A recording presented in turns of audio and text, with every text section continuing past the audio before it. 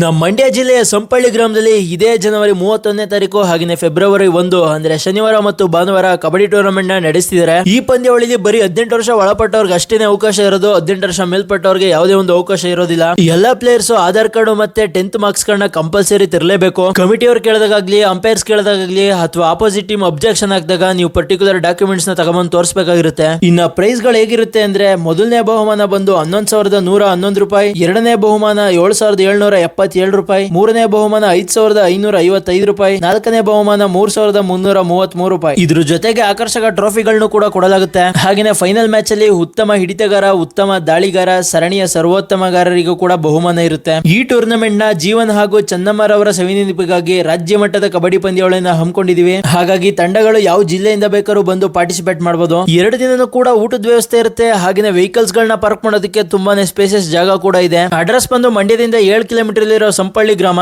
ನಿಮ್ಗೆ ಏನಾರು ಗೊತ್ತಾಗ್ಲಿಲ್ಲ ಅಂದ್ರೆ ಗೂಗಲ್ ಮ್ಯಾಪ್ಸ್ ಅಲ್ಲಿ ಸಂಪಳ್ಳಿ ಅಂತ ಸರ್ಚ್ ಮಾಡಿದ್ರೆ ಸೀದಾ ಊರು ಕರ್ಕೊಂಡ್ ಬಿಡುತ್ತೆ. ಟ್ಯಾಲೆಂಟೆಡ್ ಪ್ಲೇಯರ್ಸ್ ಗೆ ಇದೊಂದು ಒಳ್ಳೆ ಅವಕಾಶ. ಈ ಟೂರ್ನಮೆಂಟ್ ನ ಸದುಪಯೋಗ ಪಡಿಸ್ಕೊಳ್ಳಿ ಅಂತ ಹೇಳ್ತಾ ಸಿಗೋಣ ಮುಂದಿನ ವಿಡಿಯೋದಲ್ಲಿ. ಬಾಯ್.